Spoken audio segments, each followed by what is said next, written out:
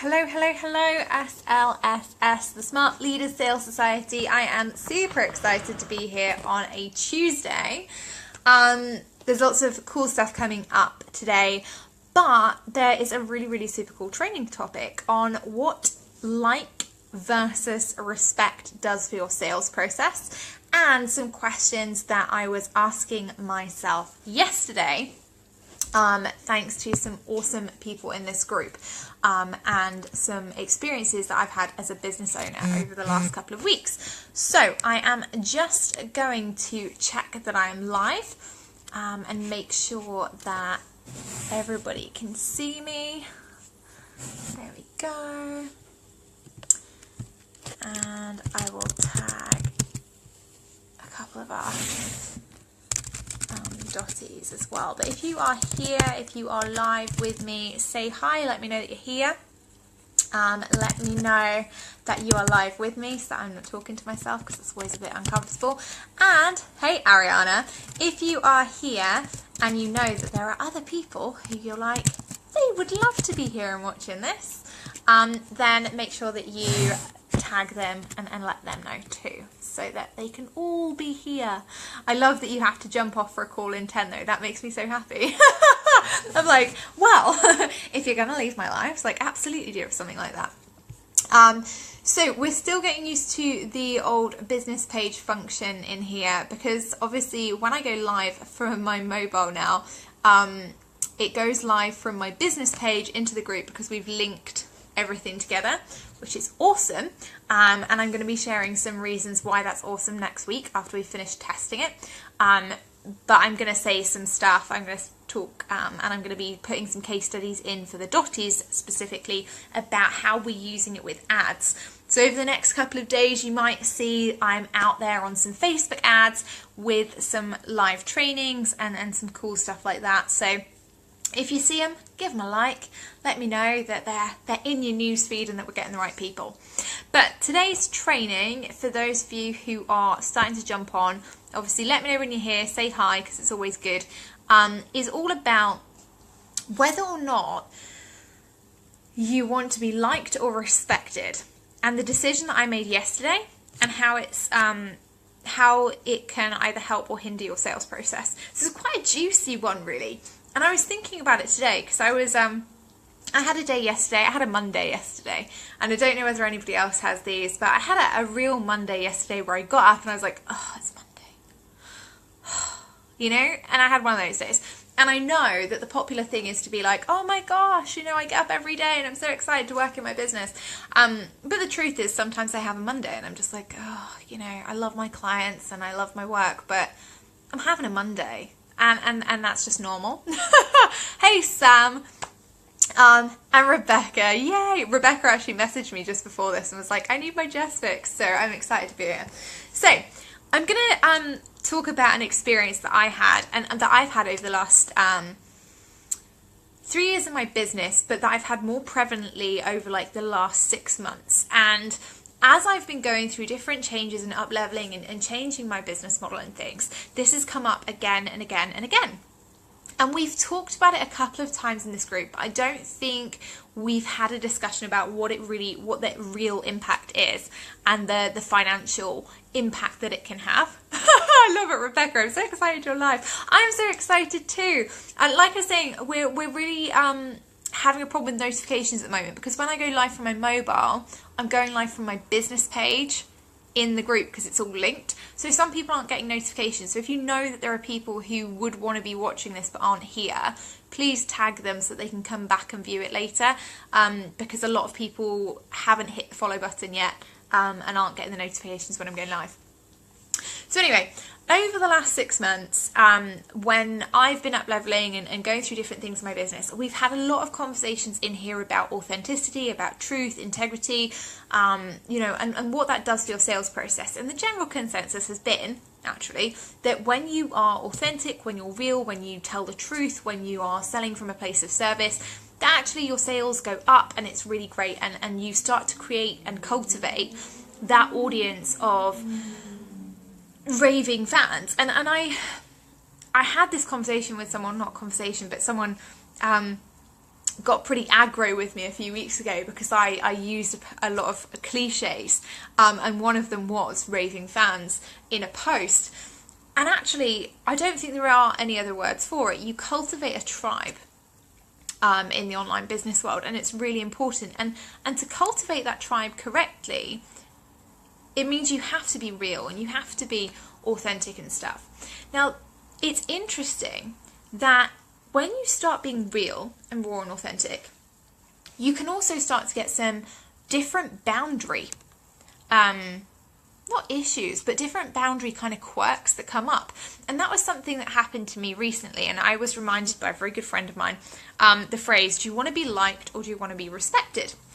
And this is a phrase that I keep hearing, and I'm like, oh gosh, it keeps coming up, it keeps coming up. There must be something that I'm not listening to. And so, hey Lorraine, over the last 6 months, there's been this thing, and I've come in here on numerous occasions, and I've said things that have been very, very far outside my comfort zone. And every single time I've been like, oh, you know, I'm really conscious that people might not like that and that they might leave the group. And you know, I've been totally okay with that. I'm like, if you don't want to be here, don't be here. That's cool. But it also made me start to think about what you actually want from your business and what we see online and what we should emulate and what we shouldn't.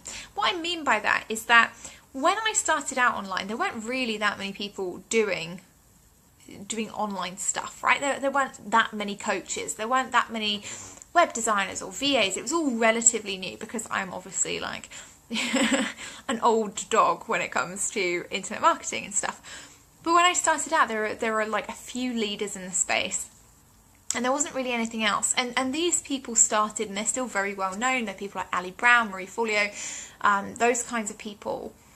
And I watched them progress on this journey, and they did kind of like what I'm doing now and what most people in here are doing in their businesses when they're going through up-leveling, you know, and they're changing and stuff. I love it. Lorraine's like, you trailblazer.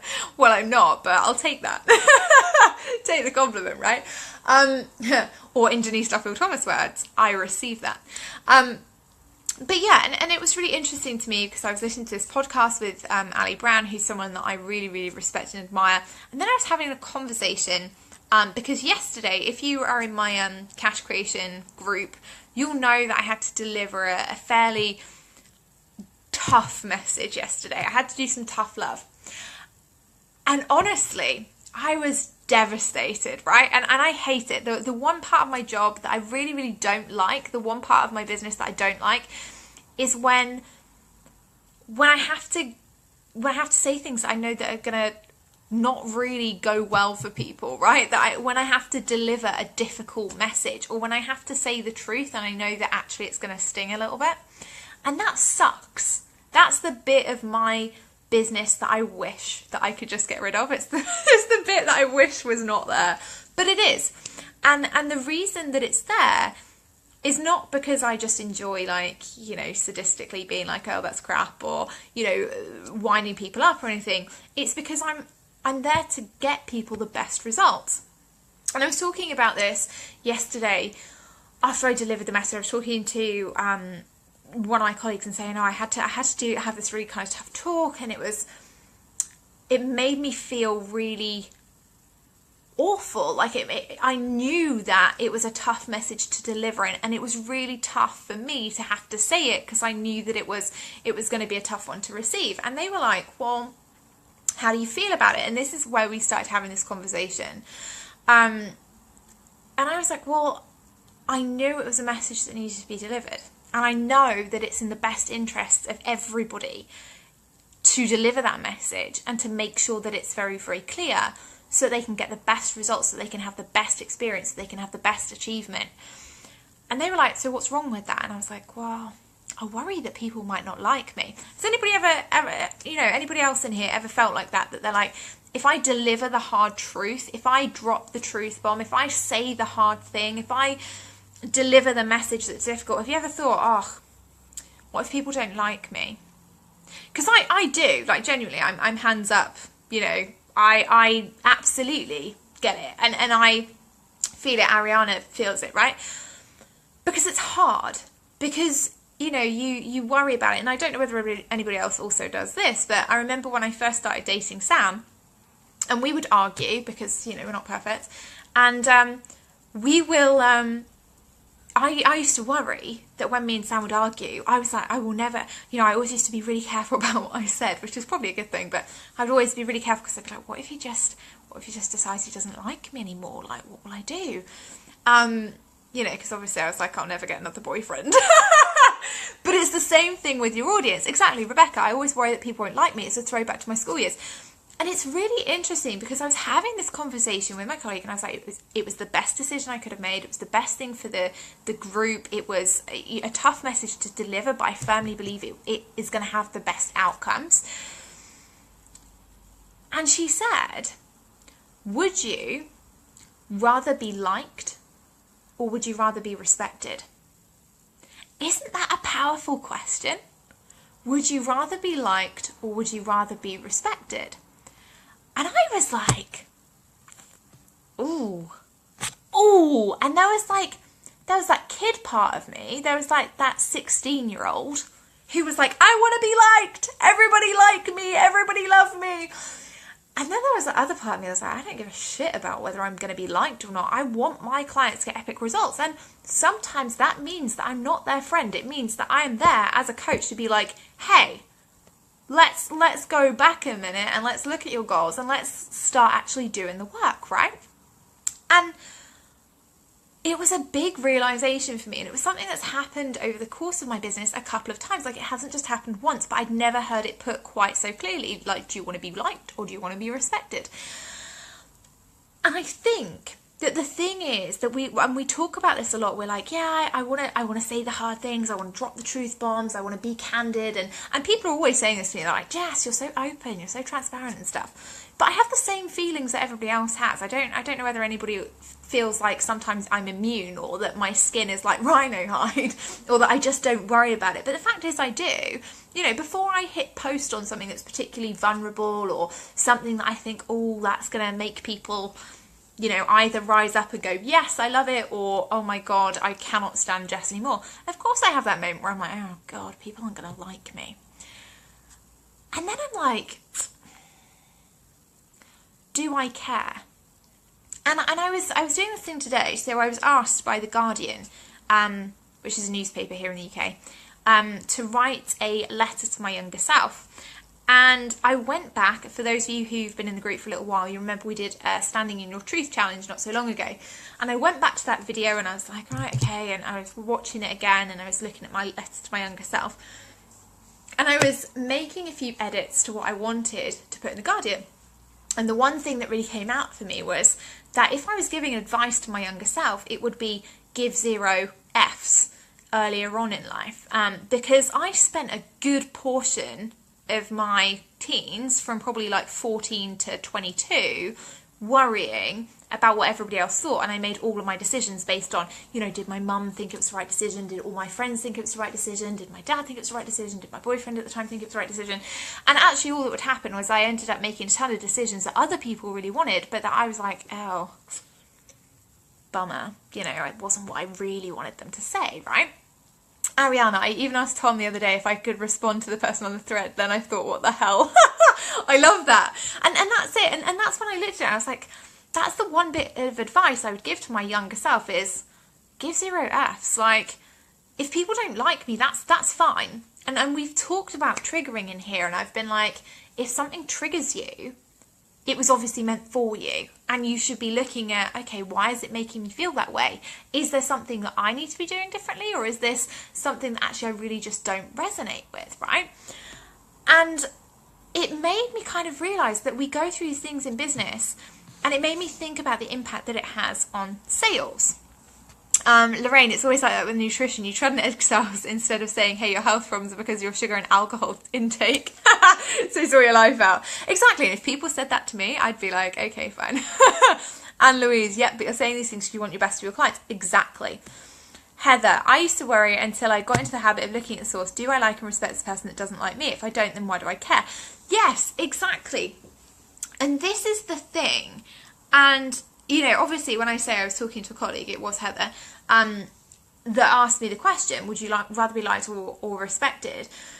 And I realised that we go through this in our businesses, and actually it has a real impact on sales. And I wanted to kind of do a bit of research into it, because we all know that I'm a numbers geek and I like sharing that kind of stuff. And I wanted to look at the programs that I launched pre my I'm going to be completely authentic, balls to the wall.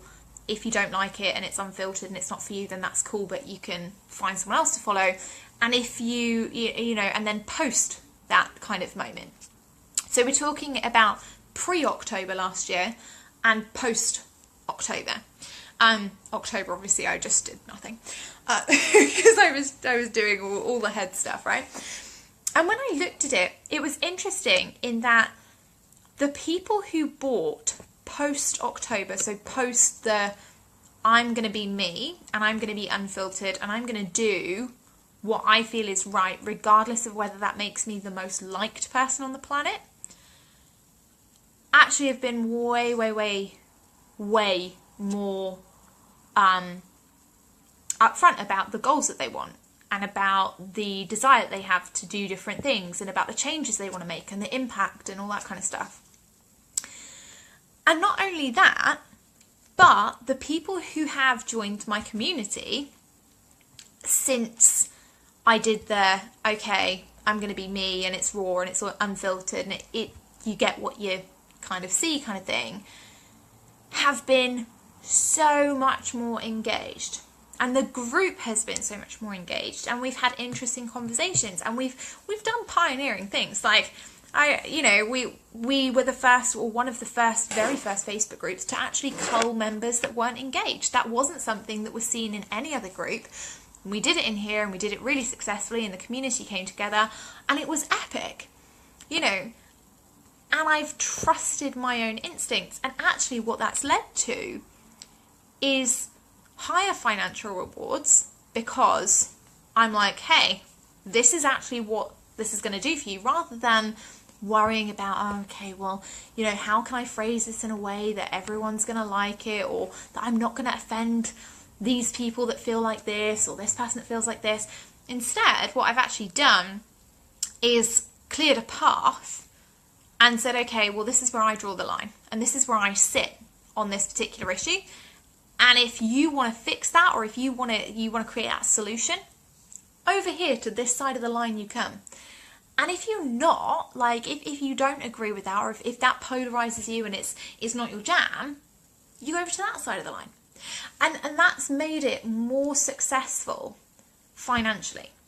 The other thing is that I've noticed is that since being unfiltered and since deciding that actually, do you know what, I'm kind of okay with the fact that people might not like me all of the time, but they will respect me, I've been working with ideal clients pretty much non-stop.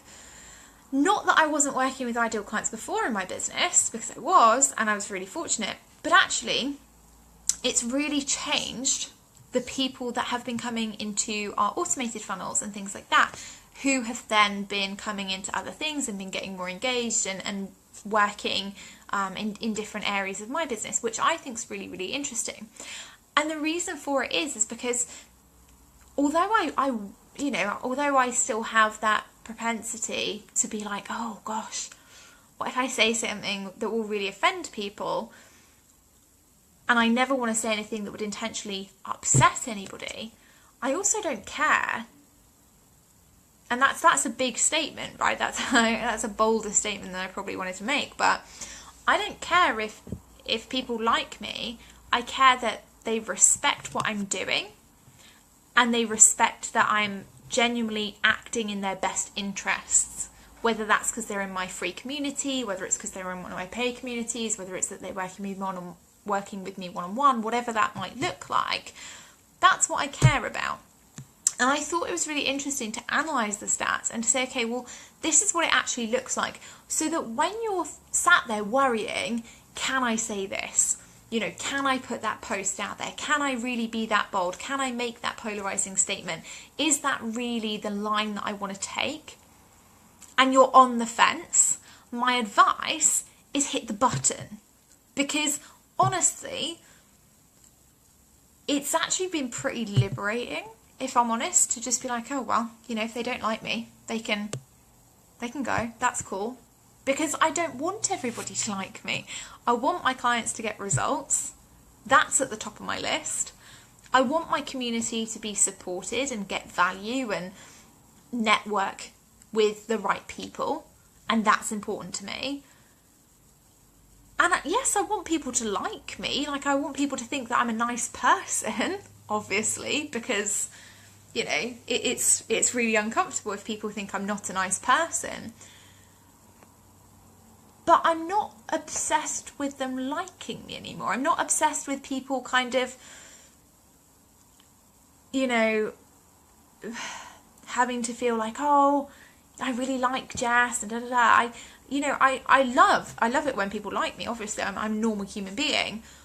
But I want the kind of line for me to be drawn at, well, even if there's a moment when they don't like me, when my message is different, when it's not what they expect or it's not the feedback they were looking for, I want them to respect me enough to come to me and be like, okay, Jess, I get it. I thought you were wrong on that, or I've got a different opinion. But I want them to respect me enough to come and be like, okay, let's talk about that.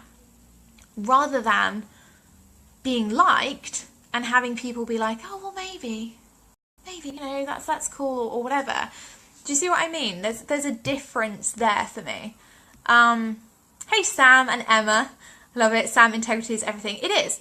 Heather, people will decide they don't like you to avoid admitting they don't like the truth you're telling. Yeah, and that's the really interesting thing for me, is that before I really worried about it, I was like, well, if they don't like the truth that I'm telling, that's going to really suck. And I would worry, oh, well, you know, maybe that person or will not like me anymore, or maybe they'll leave the community, or maybe they'll decide that I'm not for them anymore. And now I'm kind of like, it's a natural journey. You know, that there'll be things that I talk about that not everybody is like, yay. And there'll be things that I talk about that everybody is like, oh my God, yes, I get it. But for me, it's more important that people respect me enough to have the discussion than that they like me to just kind of hit the love button on it, right? Or the little flowers that have suddenly rocked up. I don't know what they are, but they look amazing. And I think that's the kind of culture that I want to promote when I'm talking about authenticity and transparency and things like that. It's about, is there enough respect there to have a conversation even when you're not agreeing with the view of that or the viewpoint of that person, where you go, okay, what am I taking away from this? What value am I getting from that? And I think that's something that's become really, really important to me, because when you are telling that hard truth, when you are giving that hard message, and it's not something that you necessarily want to say because you're like, oh, this is going to cause that person not to like me, but you know it's with their best interests. You have to have that relationship where there is enough respect on both sides. You deliver it in a way that is as constructive as possible, and that they take it that way, right? I love it. Ariana, hit the button. Yes. Liz, it's super liberating to be honest. It really is. Lorraine, it's not a straight line though. It's not one or the other. You can be polarised, liked and respected. Yeah, I agree. I think for me, it's... And I think you've gone on to say it in your point there. Maybe it's like the difference between being nice and being a game changer. Yeah. I think it's about drawing the line. And again, I think this is a boundaries thing, as most things are. I think it's about drawing the line between what am I saying, what opinion am I giving, what advice am I giving based on how much I like that person versus how much I respect them and want them to succeed. And I think that's the interesting thing. And a lot of people have come to me over the last 3 years, certainly the people who have ever worked with me one-on-one, and been like, Jess, you've said some things that, you know, I wasn't massively happy about, or that really, really triggered me, or that made me think very differently, or pushed me outside my comfort zone. And you can read into that, Jess, you were really harsh about the copy for my sales page, or, you know, the my offer or whatever. But ultimately, I did that because I respected them, and I did it because I wanted them to succeed. And that's where I've got to a point in my business where I'm just like, I want people to respect me enough to be like, hey, Jess, you know what? I didn't really like that message. I still like you as a person and I respect your view, but I didn't really get that bit wasn't for me, right? Sam, it is liberating. I used to be someone I wasn't with my previous biz. This time around you get me raw and X-rated. I love it. Raw and X-rated, yes. Hey Kelly, how are you, my love? And I think it's so important, you know, and so this is the thing, and this is what I wanted to stress to people, is that you will not lose sales if you don't aim to be liked. And I think this is the key thing, and we've talked about it during polarization, where we talked about you don't have to be aggressive to polarize your audience. Like, I'm not saying that everyone should go out there and be like, I'm going to give my audience a smack down, because that's not what it's about. But it is about, okay, well, am I saying things that are, or am I giving value, or am I showing up in a way that is going to earn me the respect of my colleagues, of people in my industry, of competitors, of, you know, other business owners, of, you know, the women that I want to network with? Or am I putting a filter on because I want people to like me, because I want 150 likes on my post, or because I want people to like it in case they leave? Or, you know, are you acting from that mentality of, well, if people don't like me, or if they're not liking my posts, then I'm not going to be as effective? Because, you know, and I was looking at it, the stats don't show that at all. I'm not somebody who gets hundreds and hundreds of likes when I upload a post of my dinner on Facebook. And my friends were saying this to me the other day. They're like, Jess, you have a ton of friends, but nobody really likes your stuff. Because my friends are unfiltered and very, very honest. And I was like, yeah. But if you look at, you know, the stuff that I post on a personal profile, it's like, oh yeah, here was this guy, here was this, here was that. And I think that that's the interesting thing. We're not putting stuff out there to be liked. We're putting stuff out there to make people think, to challenge them, to push them outside of their comfort zone, to help them achieve a specific kind of result. And unfortunately, sometimes that means you can't always be the person that gets to be liked. Sometimes you've got to be the person that people go, oh, that really bugged me, that really triggered me, that really made me, you know, feel uncomfortable. But they'll respect you for it, right? Kelly, I love my coaches and I respect them, but I don't invest in coaching to stay comfortable, so I need to be challenged, confronted and called out when I'm playing small. I love that. I really love that. I think you've put it more eloquently than I ever could. Because that is the point of a coach. They're not there to... And I can't remember who it was that said it, but it was not fairly recently that a coach was like, look, I'm not here to be your friend. I'm here to help you get the results you want. And that is ultimately, when you are acting on behalf of your business, are you acting in the best interest of your clients or potential clients, or are you acting in a way that's going to kind of get you celebrity status, but not necessarily that much money in the bank?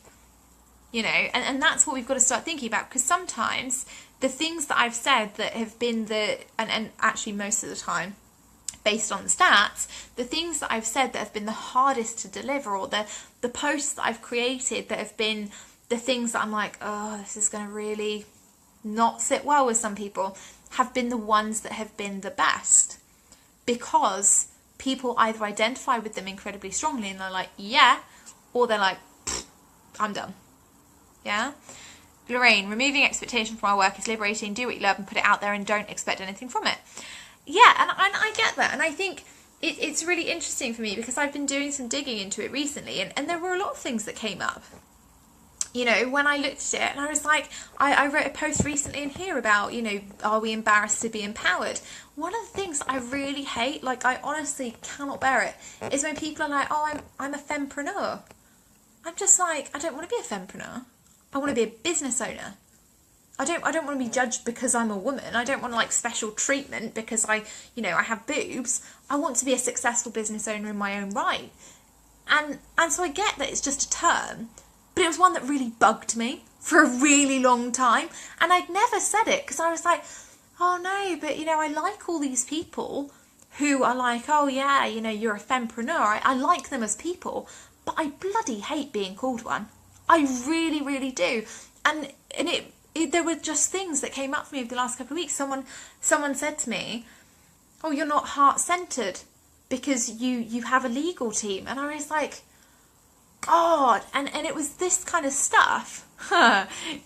No, they're not really that noticeable, Lorraine. That's what it is. I keep them under wraps. You know, and it's this kind of thing that's come up where we aim to be liked. And I'm not saying go out there and make people dislike you, because that's weird. But it really is about taking a stand for the things that you believe. And I don't believe that, you know, if you protect your business and yourself legally, that you're not heart-centered. I don't believe that you can't be kind and savvy. I don't believe that you can't be rich and a nice person. I don't believe that you have to be, successful in business to be somebody who is successful at life. Like there are lots of different things, but it was interesting to me, the things that sometimes, not that I was necessarily saying, because I've always stood in my truth and only talked about the things that I really wholeheartedly believe, but the things that I was filtering out and not saying or tolerating, because I was like, oh, I feel like it would be mean to those people if I said, actually, do you know what, fempreneur makes me want to vomit. And maybe I wouldn't have put it like that, but there were a lot of things that I was like, oh, I tolerate that because I don't want that person not to like me. And what I didn't figure out was that actually there's not a link. I can like people or I can dislike people, but equally respect them as business owners. You know, and this is the interesting thing. There are a lot of business owners out there that I'm like, I don't know them and therefore I don't like them. I don't know whether that's actually a thing. I don't know whether that's like a rule. But if I don't know somebody, I'm like, well, I can't really say that I like them because I don't know them. But there are business owners out there I don't like. You know, I don't like their attitude, or I don't agree with, you know, necessarily the points that they preach. But I respect them as business owners because they're successful, because they're acting from a place of authenticity and all of that kind of stuff, right? Do you see what I mean? Emma, protecting your business is smart. It is, you know, and that one really made me laugh. I was like, you can be heart-centered and also, in being heart-centered, look after yourself, right? That's kind of a key thing. Beth, I posted an article on that subject and it got a ton of comments on what we call female business owners. I remember that one, and it was one that made me think. And we had one recently from Mast as well, who posted a great link about people who were like, I'm a CEO, that's kind of like a CEO, but is that feminist? It was really, really funny. You should go and find that. It's epic. Anne Louise, you're speaking your truth, speaking passionately about what you believe in. Some people get it, others will be triggered. You don't change your truth to please others. And this is the interesting thing. I think so often we do. So often we do change our truth, or we don't change our truth because we still wholeheartedly believe what we believe, but we filter it so that it feels good for people, so that it feels comfortable. And actually you make the most sales, like you monetize your business and your message, and therefore make a bigger impact when you're talking about the stuff that not everybody wants to hear. You know, when you're not delivering the message that everybody wants to know, when you're not saying it so politely that people are like, oh, even though I don't really agree with that, that's okay, I'm going to hit the like button, right? It's that kind of thing, isn't it? We do it because it's almost like we judge ourselves on likes and comments. I don't know whether anyone else has done that, but I'm like, oh, I only got like 4 likes on a post. Oh no. You know, we all kind of think it. Emma, my daughter has extensive special needs. I fought for her things for her and got them. Every day my hubby, a people pleaser, said, who have you upset today? I got results for her because I didn't care if they like me. Do you know what? I love that. And you're really similar to me. Because I'm the same, and Sam actually gets embarrassed to take me to places if something goes wrong. You know, if we're in a restaurant or something and the food's not great or it's not cooked. We actually went somewhere once and they served us raw chicken. And Sam was like, no, it's fine. Just kind of like cut a little bit off the end and like you'll be fine. And I was like there, like, my chicken is raw. Like, I'm not going to eat that. It's raw chicken. Please go and get me another one. And he's really embarrassed because he's like, oh, Jess, no, like, don't say anything. But I'm like, I'm not getting salmonella just because you feel bad about telling somebody they didn't cook it properly. But in my business and online, I was like, well, you know, oh, that's a bit uncomfortable to actually say to that person, do you know what, that's probably not the right thing to do, or deliver that kind of message that perhaps they don't want to hear, because it is uncomfortable. And when it's our business, sometimes we attach it very personally to us. So I'm like, well, then that person thinks that Jess, as in me, obviously, doesn't like me, or Jess doesn't like this, when in actual fact it's just like, this is me being the person that's giving you advice, or this is me as your coach saying, I don't think that's the best idea for you, and this is what I would do to change it. It's constructive. Kelly, protecting my business is heart-centered and responsible. Yes. Most women like you wanted to be called a business owner without gender identification. Yeah, exactly.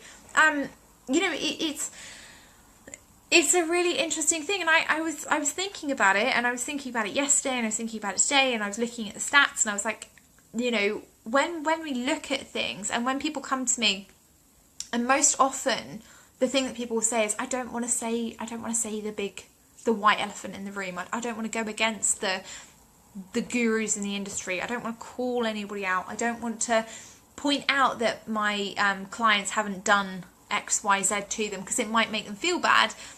But ultimately, if you don't, they're just going to go along and like bob along and never change. And that to me is worse, right? Steph, raw chicken. Oh my God, I got food poisoning once because I didn't allow myself to complain. Oh no, that's awful. You poor thing. No, I'm a moaner. I'm just like, no, I'm not eating that. Sorry. No, take away my raw chicken. But yeah, it is that kind of thing. And so that's the conversation I wanted to have today, because I know that a lot of people come to me and say, I don't want to deliver the hard message because people will leave my tribe, they'll unsubscribe from my email list, they'll leave my Facebook group. Ultimately, they don't. They either identify themselves as somebody that wants to be there and that is committed to the same cause or the same mission or a similar outcome, or that wants to be there to make a change, or they leave because actually they're not aligned with that. And that's cool. You've got to be willing, like, if you're willing to grow your business, you also have to be willing to let people go from your business. It's a natural kind of cycle. And so I think it's really interesting, because when people come to me and they say, but people will leave and I won't make as much money, that's not what happens. And that's why I was like, I'm going to go and look at the stats and see what it does really look like.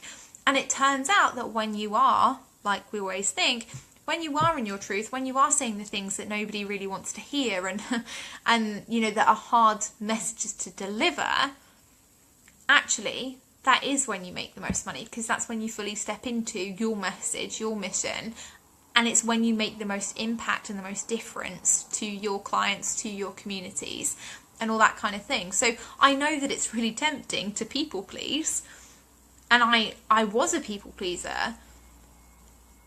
But honestly, diluting your message and diluting your delivery of it is one of the worst things that you can do for your business, in terms of monetizing it and in terms of making your message more visible, and in terms of making more impact with your mission.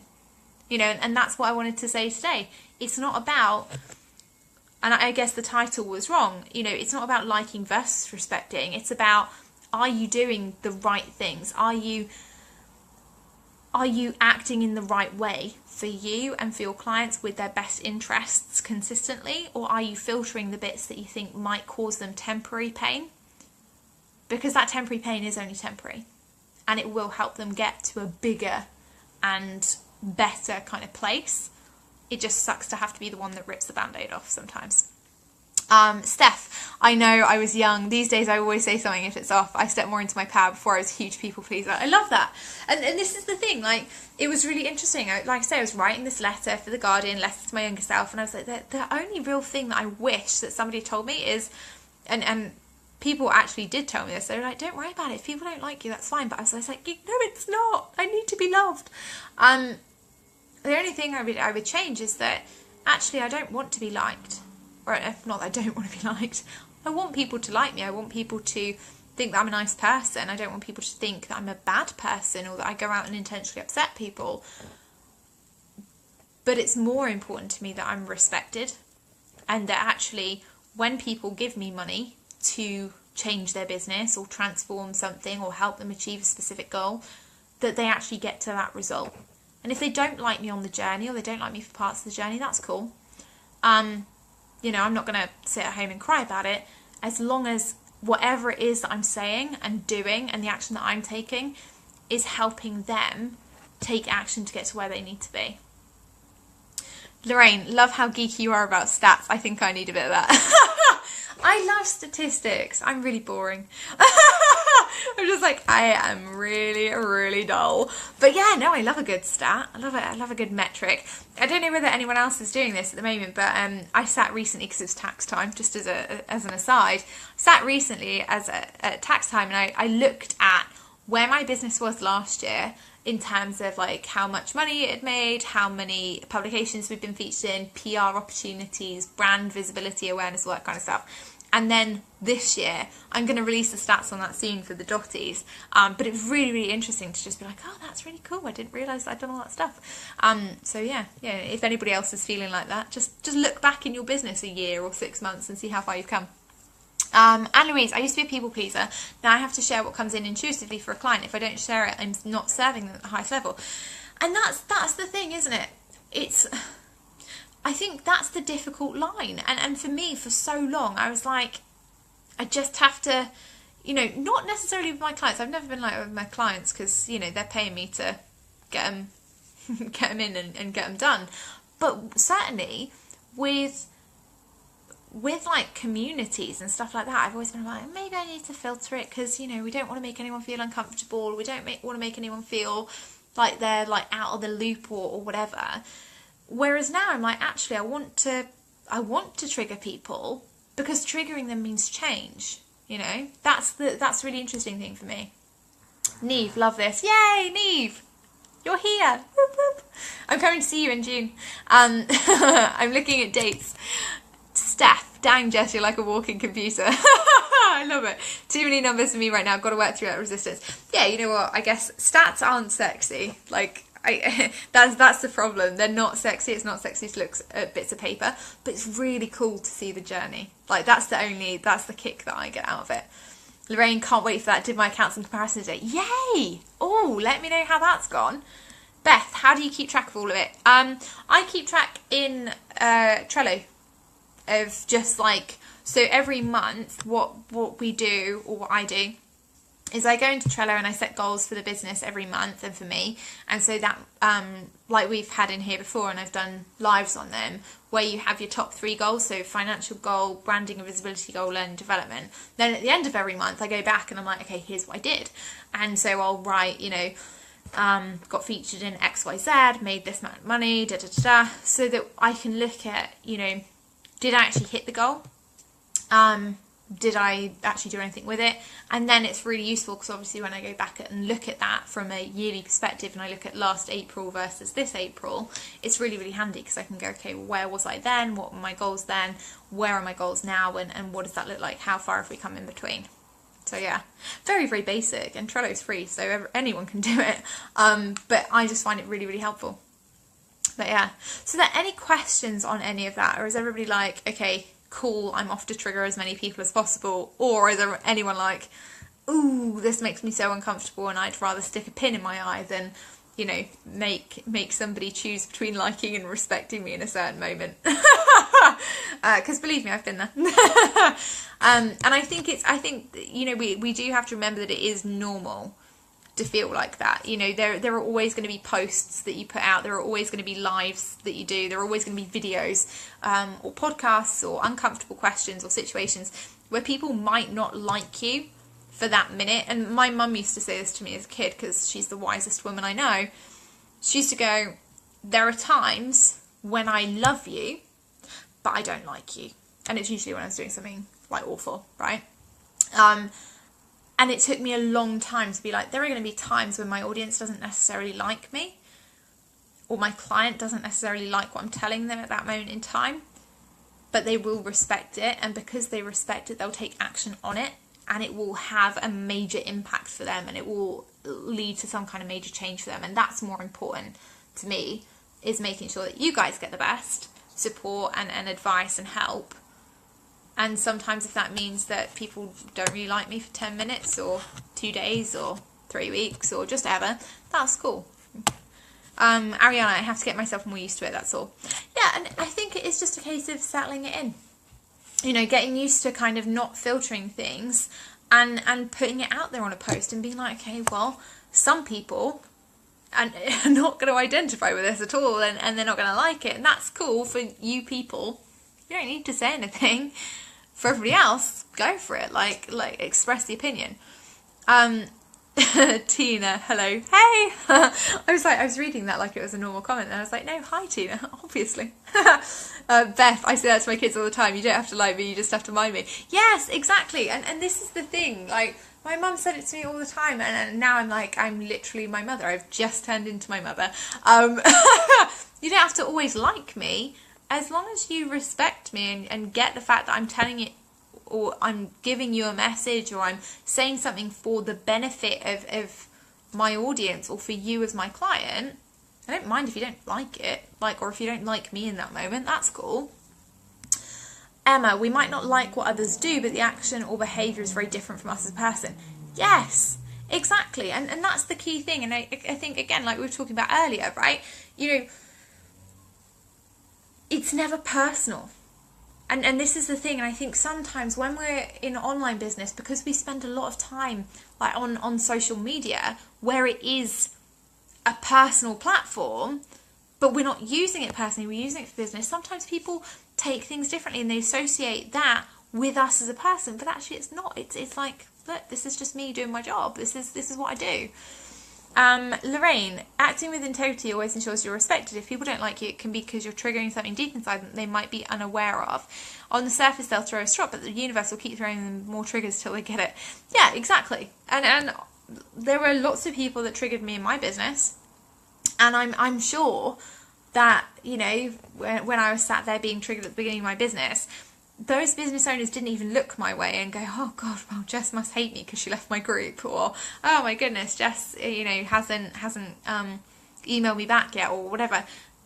I'm sure they didn't even think about it. They were just like, this is my message, this is my mission, that's what I'm doing. Tina, if my kids hate me, I'm doing it right. I love it. that is like epic parenting. I'm pretty sure that's also what my parents went with. L.Y. Jane, yay, you're here live. You're amazing, Jess. I love you. Kisses from Cancun. Thank you, my love. I'm also so jealous you're in Cancun. I am absolutely dying to go to Cancun, so you'll have to put pictures in the group, because I always love seeing pictures of where people are travelling to. But yeah, so that's my message for today, my lovelies. Like versus respect. What does it mean when it comes to sales? Actually, it turns out you don't have to be liked to make money. I suppose there are many examples of business owners that we can look at for that one, but there is a clear case for integrity and authenticity actually being worth a lot more in your business. So if you are, you know, if you are one of those people, if you are like me, who worries and you kind of think, oh, what if people don't like me? What if I say something that they're not going to like? Or what if I really polarize someone? Just hit the button. Hit the button on the post. Say the thing that you really want to say. Step out. Say the unfiltered thing, and if people don't like it, that's cool. That is absolutely cool. That's their decision. You cannot control their reaction. You can only control what you put out there, and it will not damage your sales strategy in any way. It hasn't damaged mine. The stats speak for themselves. So just kind of be aware of that when you're thinking about, oh well, if I lose followers, I'll make less money. It's not the case. All right. Rebecca, I heard myself saying the other day, I'm your parent, not your friend. My mum used to say that to me all the time, along with, it's my house, my rules. Or, you know, one, what was the other one? While I put a roof over your head, you have to do what I say. That was like her favourite, my mum's favourite saying. It was like, while I put a roof over your head, you have to do what I say. And I was just like, Grr. But I had nothing to say, because obviously I was like, well, otherwise I will be living outside in the shed. I have no doubt that my parents would have made me do that. Tina, not sure the world's ready for me unfiltered. Yeah, they are. Yeah, they are. So that's what I'm expecting, you know, to kind of see everybody be doing now. Lots of unfiltered kind of stuff. And let me know how you get on with it, because I'm interested to see what goes on. Now, if you are somebody who is struggling, or who is like, oh, I don't like being unfiltered and it makes me feel stressed, there is a free training coming tonight. We have another Dotty takeover. I know, the Dotties are getting everywhere. From the lovely Christine Berg, which I'm really, really excited about. And Christine is doing a group energy healing. It's just going to be amazing. Christine is somebody who works on that kind of spiritual level and does a lot of things that I don't really understand, if I'm honest, but that are amazing and that make you feel great. So she's going to be in here at 8 p.m. tonight, so it's in 2 hours, so 8 p.m. UK, 3 p.m. EST, 2 p.m. CST. She's going to be doing like a group energy healing clearing session. So if you are somebody who is interested in like tarot cards, oracle, energy healing, group kind of energy clearing sessions, all that kind of stuff, make sure you're back here in a couple of hours.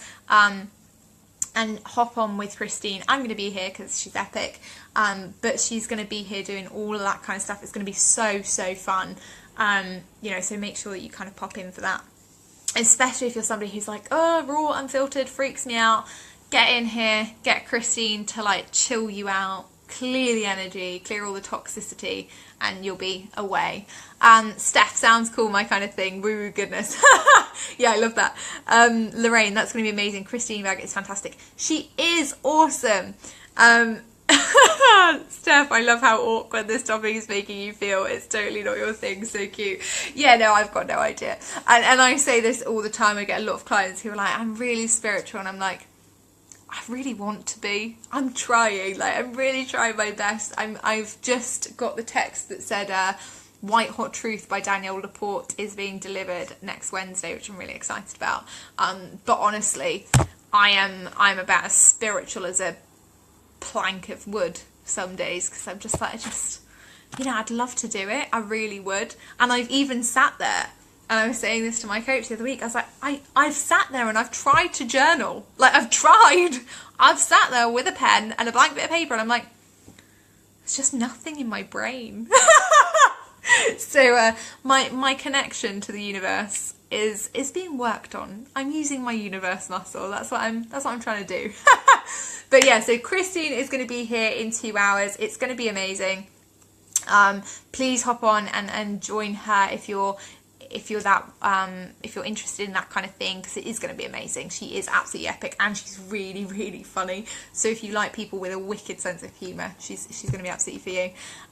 Lorraine, I just listened to her podcast with Marie Folliot. If anybody's looking to listen on that topic, it's a great podcast with Danielle Laporte. Please go and check out the interview that Ali Brown just did with her on her Glambition radio podcast. It was phenomenal.